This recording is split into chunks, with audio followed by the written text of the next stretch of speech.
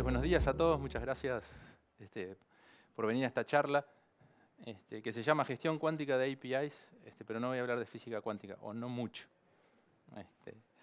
sino que voy a hablar de tecnología, de cómo se gestiona la tecnología y qué paradigmas han estado operando en la manera que concebimos un poco los modelos de gestión y cómo venimos evolucionando. Y mi idea no es cambiarles el chip hoy, porque todas las charlas empiezan, hoy les voy a venir a cambiar el chip. No, les voy a dar otro, así son seres humanos multicore. Vamos a hacer un poco la introducción.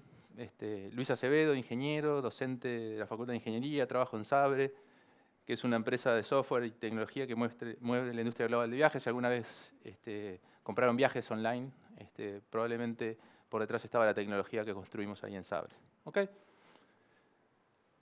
A modo de introducción, por allá apareció Newton con 3 leyes que todas las vimos en el liceo, en la facultad, o en algún momento entramos en contacto con ellas y cambió el mundo. Eso dio lugar a un montón de avances científicos, la revolución industrial, pero a su vez influenció mucho el pensamiento y la filosofía de la época. Y ahí influenció también cómo concebimos a las organizaciones. En la época industrial aparece un señor que se llama Taylor, que toma esas 3 leyes que dicen que inmutables, que si yo quiero saber qué va a pasar mañana, solamente tengo que poner las condiciones iniciales en esas 3 ecuaciones de Newton y voy a poder predecir qué va a pasar exactamente inexorablemente. Y eso permeó a las organizaciones. Hay un jefe que es el que sabe y los demás se ejecutan y se van especializando, se dividen en tareas. Y eso funcionó por mucho tiempo.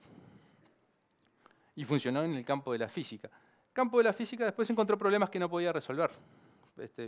A veces las cosas se comportaban como una partícula, a veces las cosas se comportaban como una onda, y ahí estuvieron medio trancados hasta que aparece la física cuántica, que es resistida por Einstein y un montón. Y después se consolida como un campo de conocimiento que viene a resolver muchos problemas, y hoy todos usamos un celular, una computadora, y aprovechamos un montón de conceptos que vienen a raíz de la física cuántica o la mecánica cuántica, pero nadie seriamente se ha venido a cuestionar, bueno, cómo evoluciona el pensamiento y cómo evolucionan los paradigmas por los cuales concebimos la realidad, las organizaciones y cómo vivimos. Es un poco lo que les quiero contar hoy.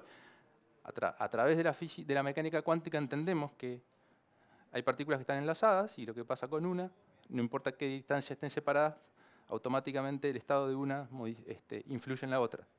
O sea que todo aquello de que todos estamos conectados con todo es verdad. Y lo dice la ciencia, Premio Nobel 2020, no lo dice ninguna religión ni filosofía milenaria de China o de Oriente. Lo dice la ciencia. Entonces, los invito a que agreguen este chip de pensar un poco en esta interconexión, en concebir las organizaciones como si fueran sistemas complejos, sistemas vivos. ¿Por qué? Ahora les voy a empezar a contar con ejemplos, así vamos bajando un poco a tierra lo que pasa. Ahí en Sabre tratamos de contestar, che, quiero ir de San Francisco a Boston y parar por Denver y a la vuelta vengo por Dallas. Una papa, ¿no? ¿Cuántas soluciones puede haber para ese problema? Hay 7 millones de soluciones. Y yo le tengo que dar a alguien que está comprando online aquellas que la persona va a tener más probabilidad de comprar en 5 segundos. 7 millones de posibilidades es un montón. Este problema está demostrado en la ciencia computacional que estudia la complejidad, que es un problema NP-hard. No voy a entrar en qué es NP-hard, pero en buen romance es NP, ni puta idea, hard es re difícil.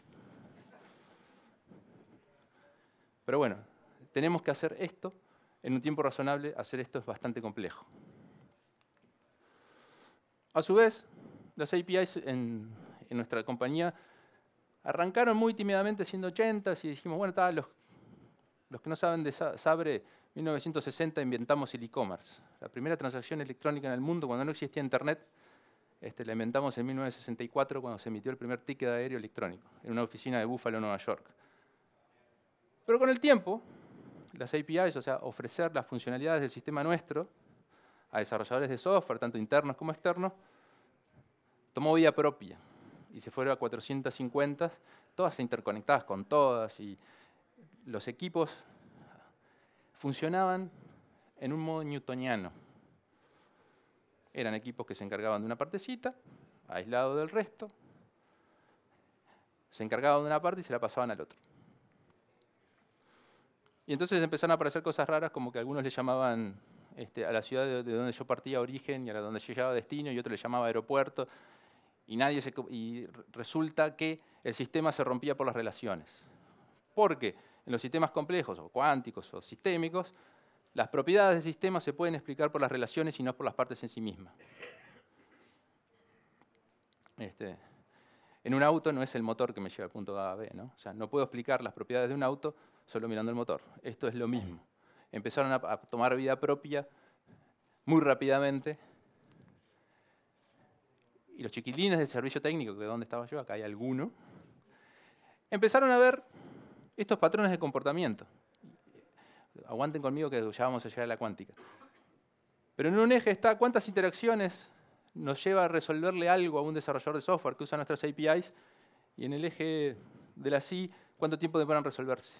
O sea, cuántas interacciones y tiempo. Vean que para una operación que uno diría de normal y controlable, y las newtonianas de las que queremos que siempre nos dé, es este punto.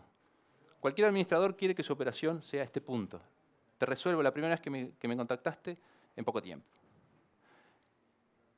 Y los sistemas tienen esta particularidad bastante fea, de que cuando uno los empuja, donde no lo tiene que empujarle más fuerte, es como la tercera ley de Newton. Cuanto más trato de hacer parecer estas operaciones un punto, peor me va. Y de hecho, peor nos iba. Cuando uno trata de aplicar métodos de gestión newtonianos o tayloristas, de división de trabajo, de cada uno tiene un rol, de hay procedimientos lineales, la jerarquía, en ambientes complejos, los clientes esperan más, los problemas se resuelven más lentos y la satisfacción es pobre. Pero recuerden, punto y los puntitos, todos esos separados, ¿no? Una realidad compleja y la queremos mirar con los lentes de una realidad muy newtoniana, muy de partícula.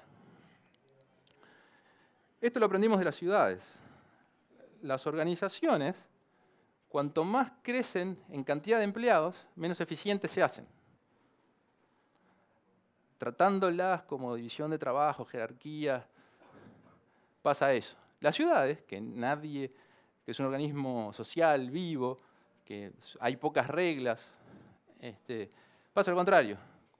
Cuanto más población hay, más patentes por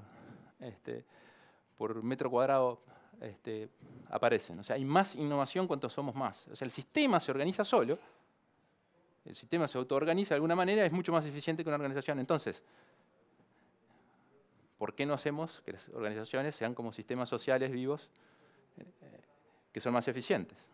Lo pensamos muchas veces, lo sabemos desde el 90, o diría, en realidad lo sabemos desde que von Bertalanffy en la biología en 1920 esbozó la teoría general de sistemas y dijo, uy, si publico esto mis colegas me van a matar, y no lo publicó hasta 1960, 40, y sus colegas le dijeron, che, ¿por qué no publicaste antes? Para concebir los sistemas, mucho más que la suma de partes. A ver si se entiende. Si alguien me quisiera estudiar a mí, y me corta un brazo, las piernas y la cabeza, y estudia esas partecitas, cuando me cose de vuelta, a menos que sean Virchow Frankenstein, yo estoy muerto. Eso es lo que pasa en los sistemas complejos. Cuando uno los desarma y los mira por partes, cuando después los vuelve a poner, no es el mismo sistema, porque perdió toda la integridad, porque la información está en las conexiones y no en las partes. Bien. Entonces el desafío que planteamos, física newtoniana, 3 leyes de Newton, afecta el pensamiento de cómo concebimos las organizaciones y las gestionamos, y terminamos teniendo este dibujo. Tenemos una organización jerárquica, con procesos bien definidos y lineales. Si algo que aprendimos en la pandemia es que los procesos lineales, si se cortan y no tenés otra cosa, se acabó el mundo, o casi se acaba el mundo. Entonces, esto funcionó mucho tiempo, sí. O sea, no quiero ser detractor de toda esta teoría, pero evolucionamos. ¿Y cuál es la propuesta? A ver, ¿qué dice la física cuántica de todo esto? A un señor Young se le ocurrió un experimento una vez, que era hacer pasar átomos, electrones o fotones por estas dos rendijas. Y los mandaba de a uno igual. Y lo que uno podía esperar era que cuando uno hacía pasar partículas o átomos o electrones, uno viera este patrón. Los electrones van por una rendija, van por la otra, y impactan en dos lugares bien diferenciados. No. Las partículas estas, cuando nadie las miraba, impactaban en un patrón que se llama de interferencia, no importa, pero tenían un comportamiento como que era una onda. ¿Qué quiere decir? Y acá viene uno de los conceptos duros de esto, de creer porque no los vemos mucho. Un electrón, un fotón, pasaba por las dos rendijas a la vez, lo que se llama el principio de superposición. ¿Qué nos dice la cuántica aplicada a la filosofía, a la manera que nos concebimos? Que nosotros como seres humanos, o como organizaciones, o como equipo, o como lo que fuere, tenemos una potencialidad tremenda de expresar muchas realidades. Podemos ser lo que queramos, salvo, acá vienen los electrones y los fotones, son re bandidos, porque nunca los podés agarrar pasando por dos rendijas a la vez. Cuando pones un detector, pasan por una sola. Son bandidos, nunca los agarrás pasando por las dos rendijas a la vez. Nunca lo agarrás en ese estado de superposición. Entonces, esto fue lo que estresó un poco el modelo newtoniano y a Einstein, y hoy sabemos que las partículas a nivel subatómico son partícula y onda al mismo tiempo. Y aplicación práctica de eso y de enlazamiento cuántico, que es dos partículas están relacionadas entre sí, en algún momento se relacionan y no importa cuánto las separes, cuando uno la observa y fija el estado de una partícula, la otra al mismo tiempo cambia, instantáneamente. Olvídense de la velocidad de la luz y todo, cambia instantáneamente. ¿Qué quiere decir eso? En computación cuántica, esto quiere decir que yo tengo un qubit que puede ser 0 y 1 al mismo tiempo. Y que si está enlazado con otro qubit, por más que yo al otro qubit le diga hacete 0 o hacete 1, como está enlazado, va a estar en los dos mismos estados. Entonces tenemos una superposición donde podemos resolver problemas muchísimo más rápido, porque tenemos dos bits que pueden ser 4 cosas al mismo tiempo. No sé si los invito a que, si escucharon esto y no lo creen, vayan y lo miren y se asusten de qué tan fácil, si uno tuviera una computadora con suficientes qubits, de romper cualquier algoritmo de encriptación de seguridad que tenemos hoy en día. Porque ese principio de superposición y de entrelazamiento entre los qubits, los bits cuánticos, hace que las operaciones de aquel problema NP hard sean irrisorias y en tiempos humanos, no en tiempos de eras. ¿Todo esto para qué? ¿Se acuerdan de esta gráfica? Cuando uno tiene esto es gente contestando preguntas que tienen los desarrolladores. Así se distribuían cuánto tiempo y cuántas interacciones demora. Cuando uno las observa y quiere hacer que se parezcan a esto, nunca se van a poder parecer a eso, o va a estresar demasiado el sistema. Entonces no importa cuánto uno observe el sistema para que sea eso, jamás lo va a hacer así, como los qubits que estaban entrelazados, no importa que uno quiera hacer 0 o 1, si está entrelazado con uno que está en un estado de superposición, jamás va a ser 0 o 1. Esto pasa en las organizaciones. Cuanto uno más quiere que sea división de trabajo, tayloriana, que todo funcione perfectito, lineal, menos se va a comportar. No va a poder hacerlo. ¿Cuál es la solución? Este es un dibujo posible de una organización. Trabajar en red, con libertad. Y en una organización que son pods. ¿Qué son los pods? O grupos ágiles, tienen muchos nombres, pero son equipos pequeños, 6, 9 personas, con las capacidades complementarias para poder resolver los problemas, cualquier problema. O sea, viven en estado de superposición. Una red social de gente, de personas, que viven en estado de superposición y pueden resolver cualquier problema. Así como los qubits de la computadora cuántica, los sistemas humanos también pueden comportarse así. Está bien, relajo pero con joda, uno tiene que poner, relajo pero con orden. Uno tiene que poner ciertos límites. Relajo pero con joda suena buenísimo. ¿Podemos hacer una remera? Y si uno trabaja en red, en vez de tener un proceso lineal, si uno trabaja en red, si falla una parte, se reconstruye por otro lado. Y eso es propio de las organizaciones cuánticas porque se autoorganizan. Exhiben superposición. Scrums, la gente conoce Scrums. Los Scrums es una partícula que está aislada y mientras está el Scrum nadie molesta a los desarrolladores. Pero después, para que funcione, porque esos desarrolladores trabajan en un ecosistema, tienen que ser onda, expandirse, conectarse, hablar con otros. Y eso es lo que viene, que tiene que ver todo con esto, con tecnología y desarrollo de APIs. Los pods o los grupos autoorganizados tienen que tener cierto backbone cómo organizarse y ciertas reglas para que la creatividad exista, pero para que después cuando todos los equipos esos desarrollan un sistema y lo ponemos junto, recuerden, los sistemas que son complicados y complejos, las propiedades están en las conexiones, no en las partes. Tenemos que tener cierto backbone de estándares técnicos o de gobernanza o todas esas malas palabras que los desarrolladores automáticamente lo asocian con una amenaza a la creatividad. Se puede ser creativo, pero asegurémonos que todos podamos conectarnos entre nosotros, que todos podamos estar en estado de superposición. ¿Qué hemos hecho en Sabre? Para el desarrollo de las APIs, y acá va un poco más a lo técnico, y hemos establecido criterios de diseño. Entonces, antes de arrancar a meter una línea de código, las diseñamos y las escribimos usando la especificación OpenAPI. ¿Se acuerda? Y bueno, después elegimos REST, elegimos si nos conectamos por gPRC, lo que fuera. Si intercambiamos los datos por XML o por JSON. Pero lo más importante también es que cuando escribimos las especificaciones en OpenAPI, que es un estándar abierto, y recuerdan que no nos poníamos de acuerdo cómo llamarle las cosas. Nuestras APIs en algún momento lucían que no las había desarrollado la misma empresa. O cuando un equipo interno quería consumir la del compañero, el mismo dato se llamaba diferente.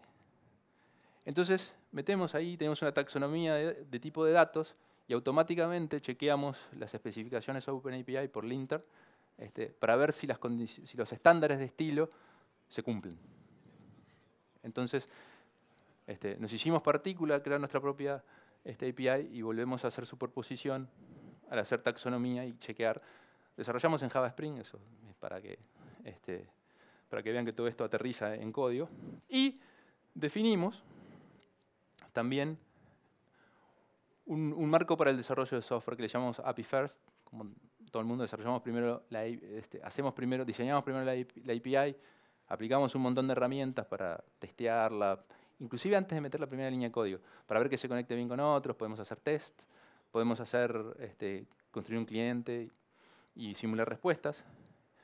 Pero después, ¿qué tenemos? Tenemos un conjunto, ahí aparece API First Parent, un conjunto de librerías que son comunes, así ningún desarrollador se tiene que preocupar por las dependencias. Generamos un arquetipo, el arquetipo es el envoltorio donde yo voy a poner la lógica de negocios, donde voy a codificar la lógica de negocio. Entonces yo como desarrollador de software solo me preocupo por la lógica del negocio. Vamos a tener algo que chequea el código, o sea, todas las cuestiones de estilo y que uno pueda chequear y estáticas del código, y si me mandé macanas, la chequea automáticamente por nosotros. tenemos un módulo también ya prehecho de conectividad, no me tengo que preocupar por cómo se establecen las conexiones o qué protocolo o cómo se arman. Tenemos un IPFS linter, que es ese que chequea, de vuelta, que la taxonomía de tipo de datos se cumpla y que las reglas que pusimos de estilo se cumplan. Cómo se manejan los errores, cómo se maneja la seguridad y un sandbox para hacer pruebas. Uno ahí en el sandbox mete hola mundo, testeando la primera vez que corre la API y sale automático. Entonces todo esto es un backbone donde podemos desarrollar APIs que como partícula las desarrollamos, pero después cuando se expanden como ondas se conectan y son amigables con el medio ambiente de las otras APIs de la empresa. Y a modo de cierre, nos va a quedar tiempo para preguntas y respuestas, está bueno. A modo de cierre les dejo esta tabla de lo que fuimos hablando. Arrancamos de las 3 leyes de Newton y de la organización taylorista, que era mecánica, determinística. O eras una onda o eras una partícula. Siempre había una mejor forma de hacer las cosas. El jefe es el que sabe. Dividimos el trabajo porque eso es más eficiente. Y ahí es la pregunta, si vale la pena saber más cosas, pero más de menos cosas, porque voy especializando y eso funcionaba bárbaro, pero al final, si sé un montón de una parte muy chiquita, podemos debatir si sabemos algo, ¿no? A un nuevo paradigma cuántico, sistémico, de sistemas complejos adaptativos, que se autoorganiza, que es partícula y onda al mismo tiempo. El Scrum Team es una partícula, entonces solo el Scrum, funcionando por sí solo, es poco probable que les dé una organización ágil,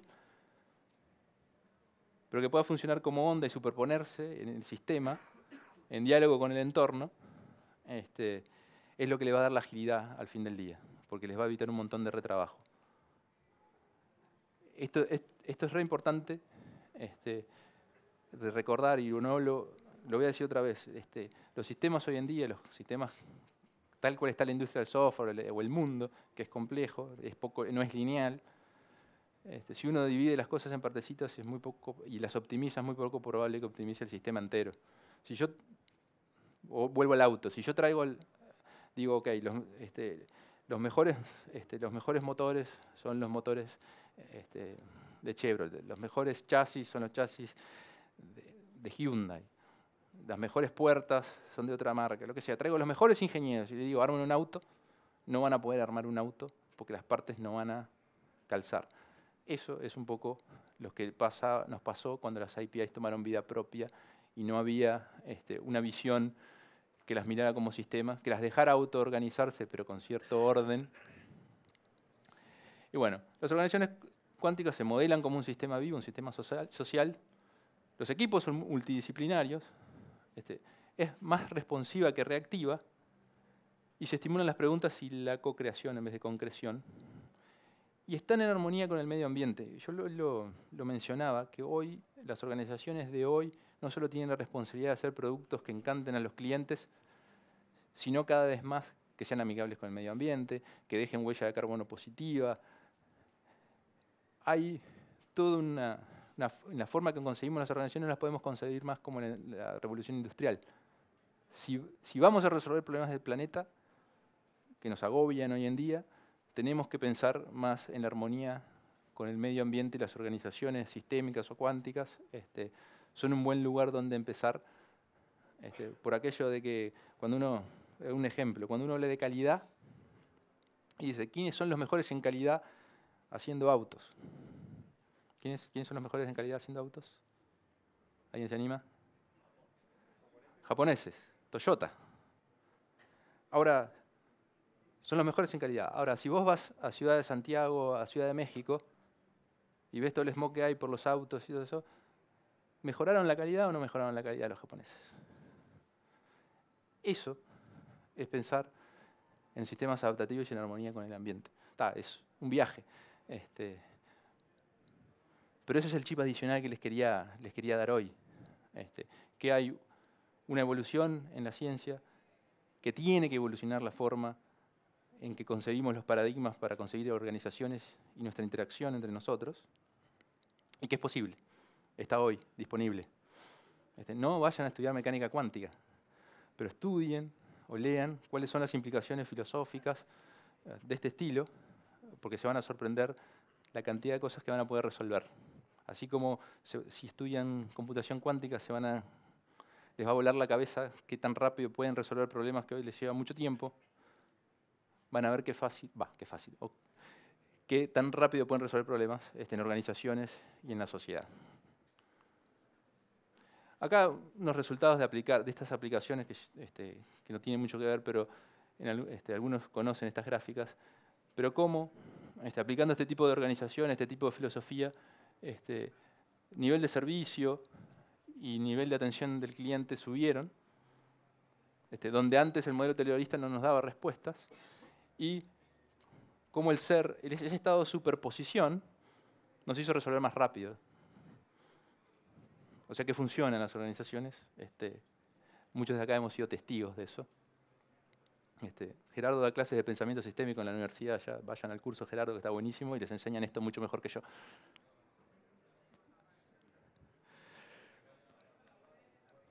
Ahí les dejo más información de Sabre.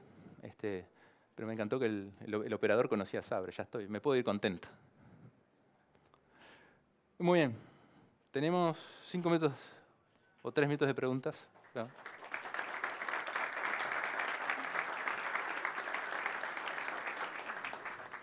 Si alguien quiere preguntar algo de mecánica cuántica, ando más o menos, pero si quieren de gestión...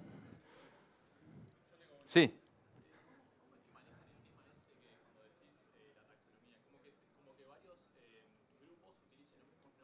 Sí.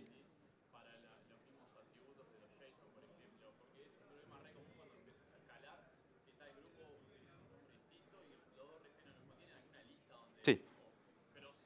Hay una lista curada por los arquitectos de software que pertenecen, los desarrolladores de software y todo eso están acá en Montevideo, pero hay arquitectos que ponen pienso, se ponen un conjunto de reglas y cuando pasa el linter es automático. Vos podés escribir lo que quieras en la especificación o en el código, pero después te pasa el linter y te dice y te va señalando cuál es el tipo correcto que tenés que usar. O sea, va automático, pero las reglas se construyen con gente. Correcto. Correcto. Es correcto. La idea es que este backbone de tecnología, vos te preocupes por la lógica de negocio y escribir las especificaciones. Después, si le erraste en alguna, automáticamente salta. Dale. Sí.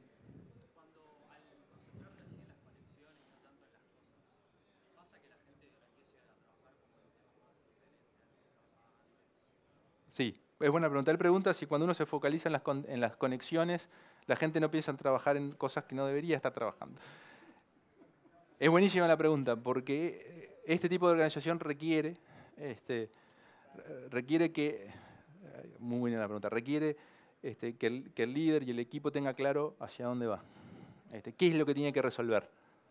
Es muy buena la pregunta, ¿sí? Porque da para que uno entre en superposición y se vuele. Pero el rol del líder en estas organizaciones, tanto informales como formales, o la misma autoorganización, tiene que estar bien clara. Bien, buenísima pregunta, gracias. Esto te resuelve, digamos, el API únicamente el backend. Sí, es todo backend lo que hacemos, sí. ¿Y front, qué le decimos? ¿Es un lío aparte o puede ir avanzando con su física cuántica aparte para ir estructurando bajo su misma lógica y su taxonomía? Yo creo que sí. Trabajamos. Es buena. Así como. Las APIs sin meter ningún código, pero el front ya podría avanzar saliendo las APIs. La pregunta es, esto es el backend, todo muy lindo, ¿qué pasa con el frontend? Si bien el backend se rige por este backend, el frontend esto se llama API First para el backend, y el frontend hay otra especificación que se llama Spark hacia adentro, que define cómo lucen los frontends.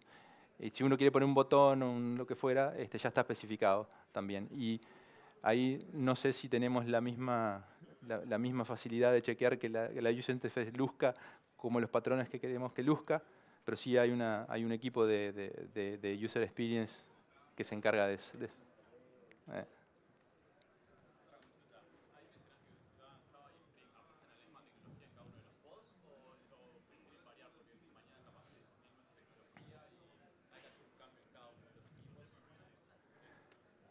La pregunta es si usamos Java y Spring en todos los Scrums.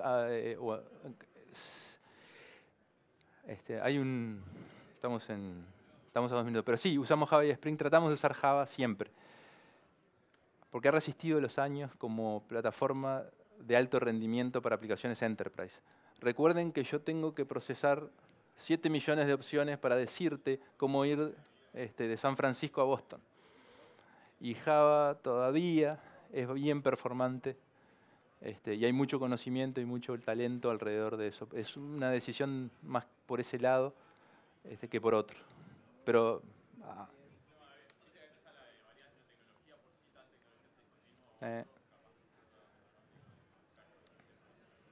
bueno, si seguís API First, no importa si lo haces en Java o en cualquier otro lenguaje, podés ir migrando si tenés buenas especificaciones, ¿no?